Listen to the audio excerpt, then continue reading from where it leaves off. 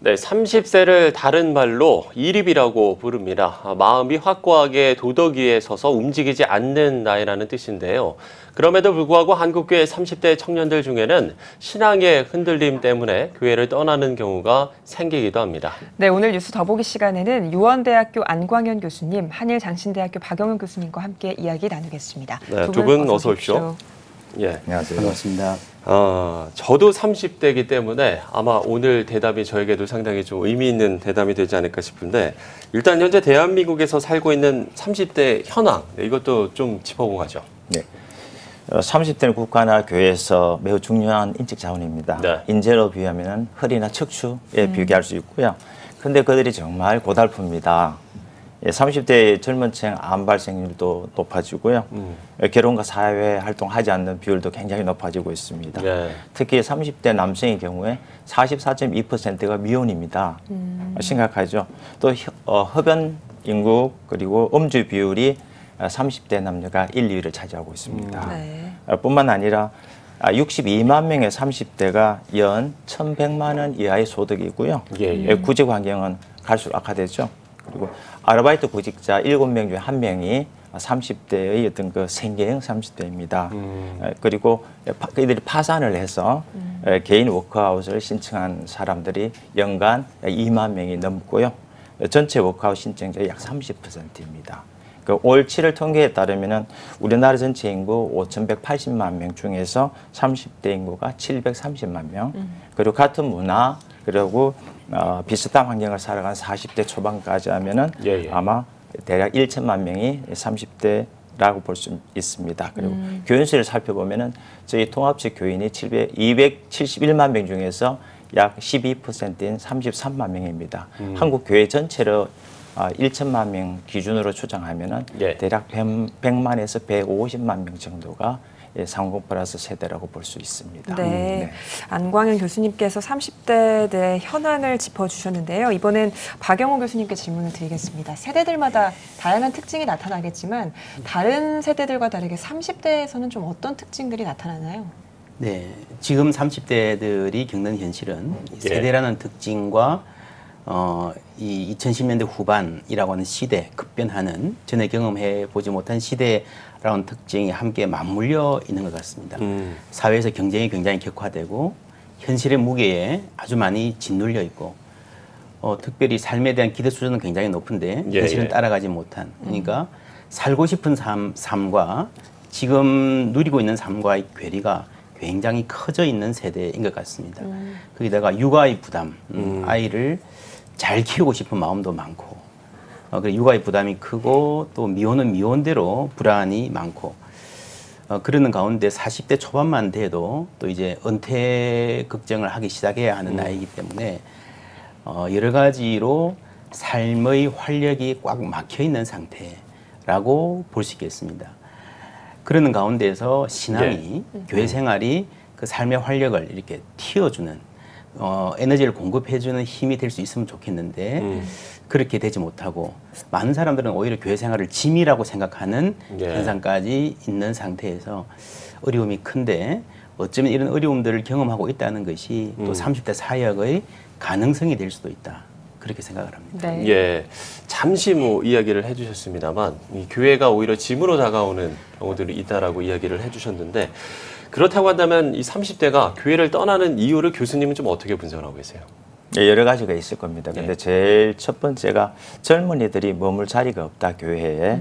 30대가 마음 놓고 활동하고 영적인 회복, 쉼을 얻을 수 있는 장소 그리고 공간이 좀 부족합니다. 어른들과 부대끼하는 불편함이 있고요. 청년부에 남아있기는 부담스럽습니다. 부족한 소통으로 인해서 주변 일로 맴돌다 교회를 떠나게 됩니다. 두 번째는 교회가 시대 정신을 잃어버렸기 때문에 봅니다. 일제시대 때는 독립운동, 계몽운동의 선구자였고요. 해방과 6.25 이후에는 가난한 사람들과 함께했죠. 군사독재 시절엔 민주화운동에 앞장섰습니다. 그 중심에 교회가 있었습니다. 근데 요즘 현재 보면은 교회가 신뢰받는 것이 아니라 손가락질 받는 교회가 많습니다.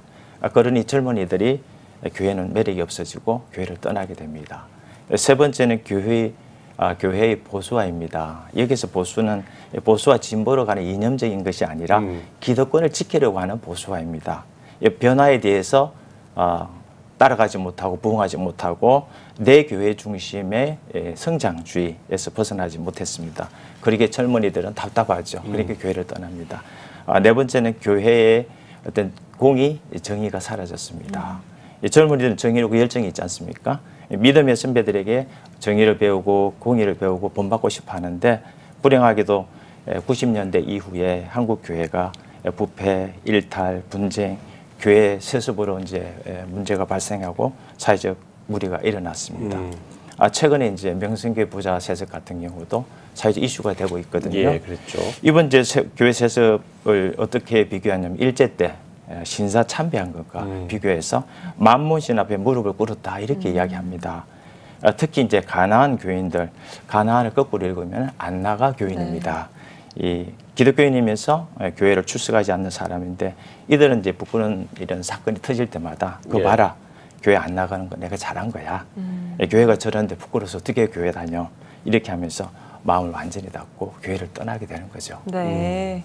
앞서 저희 뉴스를 통해서도 보도를 해드렸는데 과천교회에서 그래서 30대들의 신앙생활을 좀 돕기 위해서 30+ 교구 사역이라는 걸 진행하고 있다고 해요. 어떤 사역인가요? 네, 30+ 사역은 저희 교회도 수년 전에는 30대들이 눈에 잘 안 보이는 교회였습니다. 예, 예. 그런데 올해 들어서는 새 교우 등록의 절반 정도가 30대, 40대 초반까지 30+인 교회로 많이 변모를 했습니다. 그런 점에서 좀 전에 교회를 떠나는 문제를 이야기했는데 제가 보기에는 교회에 소극적으로 남아있다가 떠나는 성도들보다는 오히려 교회에 머물고 있는 성도들이 교회에 역동적으로 참여할 수 있는 신앙적으로 열심을 낼 수 있는 구조를 먼저 만드는 게 그래서 거기서 형성되는 자장이 주변에 있는 분들까지 이렇게 함께 모을 수 있는 구도를 만드는 게 핵심이라고 생각을 합니다.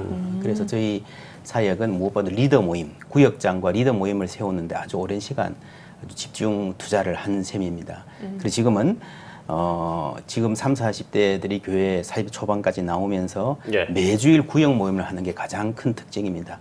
거기서 삶이 나누어지고 삶의 고민과 기쁨들이 함께 나누는 공동체가 되어 있기 때문에 교회하고 아주 하나님과 긴밀하게 연결되어가는 성장하는 흐름들이 있습니다. 그렇게 하기 위해서 교회에서 이제 좋은 멘토들을 40, 50대 멘토들을 붙여주셨고 그리고 육아 프로그램 아주 중요합니다. 그러니까 우리가 애를 봐줄 테니까 너희들은 구역 모임 해라 하는 식인 거죠. 그리고 교회 전반적인 교회의 운영과 흐름에 30대들의 목소리를 존중해주는 분위기가 잘 형성이 되어 있습니다. 기존의 교회가 이 요리로 말하면 맛있는 걸 해서 와서 먹어라 왜 안 먹냐 맛있는 건데 이렇게 했다면 오히려 이제 우리 교회의 흐름은 너희들 뭐 하고 싶으냐 뭐 먹고 싶으냐 너희들 스스로 해 먹어라 이렇게 하는 거죠.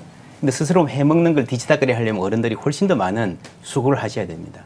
그 수고를 다 감당해 주셨기 때문에 지금은 육아 프로그램에도 서서히 이제 30+ 멤버들이 돌아가면서 자발적으로 참여하는 등 상당한 이제 탄력이 생겼다고 뭐 감히 자부할 수 있겠습니다.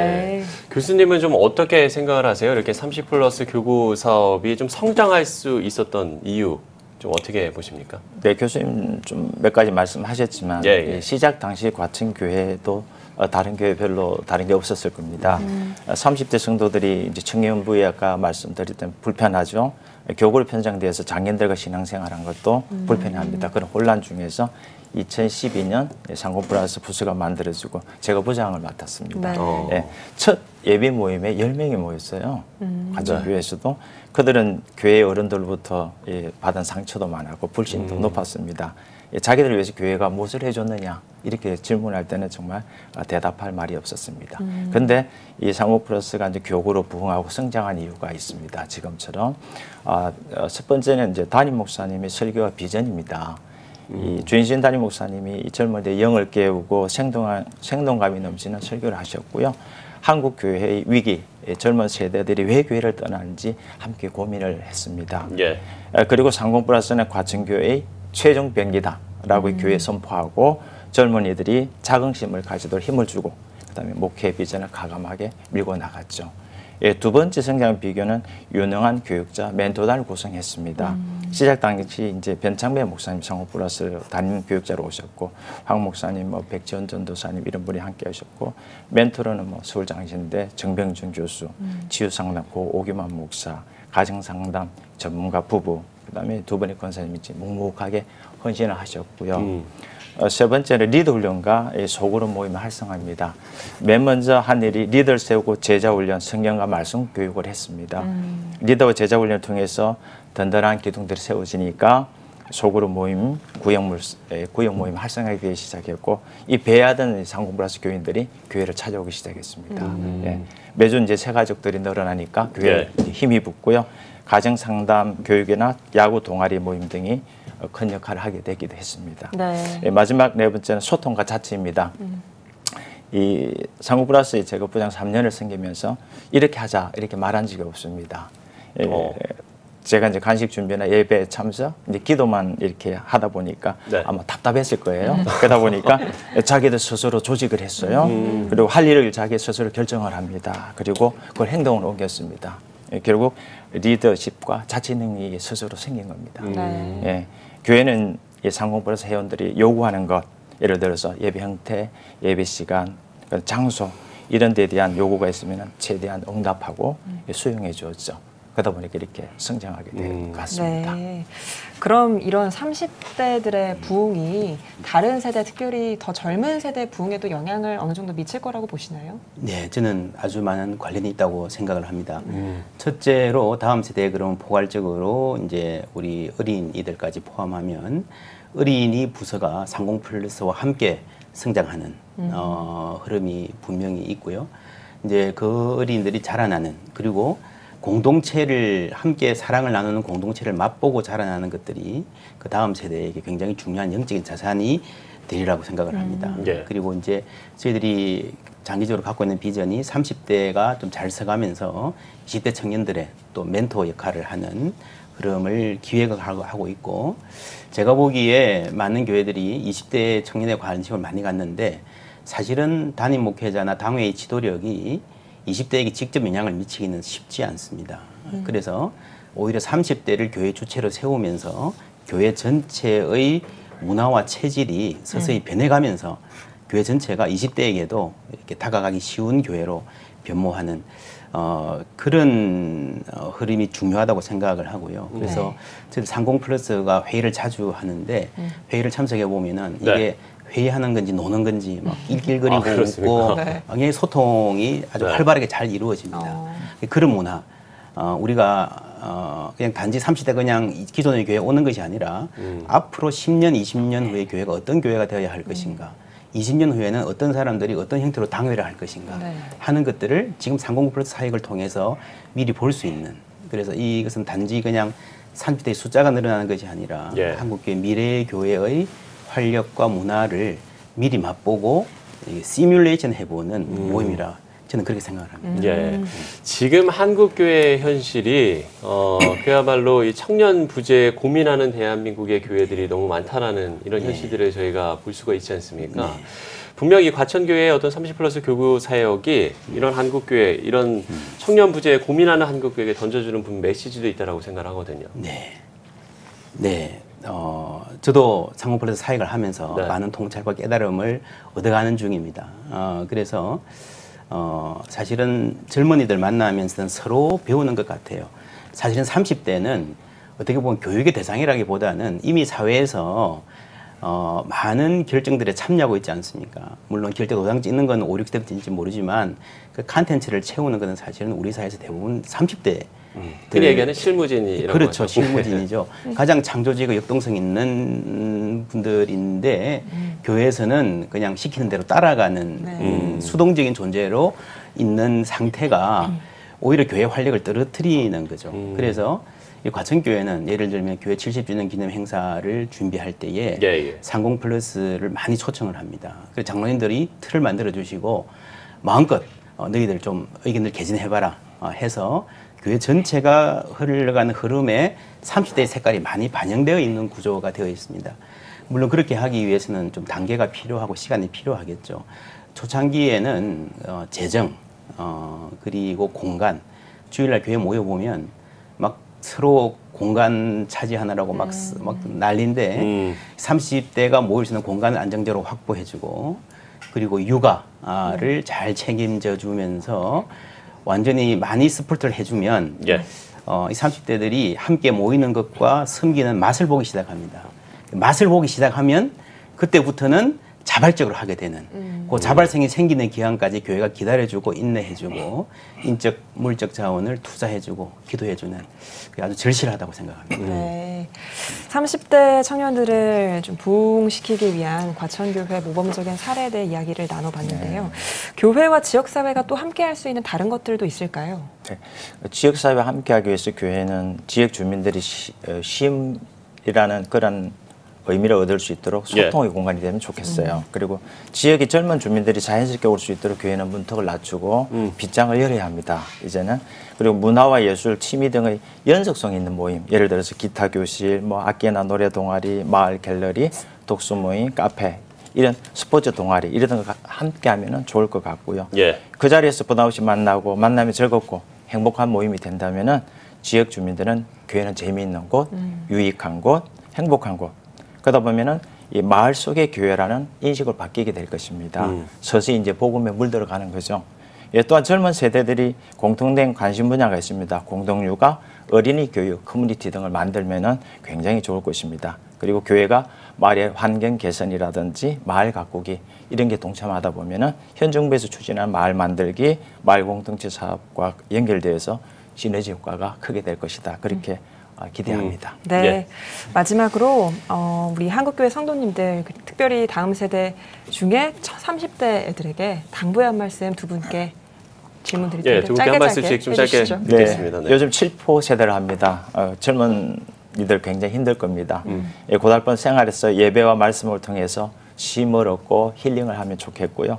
한국 교회는 정의가 물같이 공의가 강같이 흐르는 교회가 되어서 썩은 물고기는 강에 물고기가 살 수 없잖아요. 그러니까 교회가 깨끗해지면은 젊은 청년들이 돌아오겠다 그런 기대를 합니다. 젊은이들이 교회 지도자들에게 이렇게 외칩니다. 경청의 모양은 있으나 공감의 능력은 없다. 네. 이래서 이 젊은 세대들과 공감하는 지도자들이 되어줬으면 하는 마음입니다. 네. 예. 박 교수님도 말씀 이어주시죠. 네, 교회가 젊은이들 생각보다 교회가 우리에게 무엇을 줄 것인가 보다는 우리가 다니는 교회가 어떤 교회인가에 더 관심이 많습니다. 그리고 젊은이에게 매력적인 교회가 될 뿐 아니라 젊은이에게 존경받는 교회, 내가 이 교회에 속해 있음을 자랑스럽게 여길 수 있는 교회가 되는 게 필요하겠고요. 시대가 많이 어렵다, 기독교가 쇠퇴한다는 말까지 있지만 그래도 여전히 교회는 세상의 희망이라고 믿습니다. 우리가 사도신경에도 교회를 믿사오며 라는 고백이 있듯이 교회가 가지고 있는 것을 믿는 것이 아니라 교회를 가지고 계신 하나님을 신뢰하고 겸손하지만 당당하게 여전히 오늘도 내일도 교회가 지역교회에서 열심히 모이는 그 신앙생활이 세상의 희망이 될 것임을 믿고 함께 씨를 뿌리는 마음으로 나아갔으면 좋겠습니다. 네. 예, 알겠습니다. 네, 두 분의 당부 메시지까지 좀 들어봤습니다. 자, 오늘 뉴스 더보기 시간에는 한예장신대학교 박영우 교수님 그리고 유원대학교 안광현 교수님과 함께 이야기 나눠봤습니다. 두 분 오늘 귀한 말씀 고맙습니다.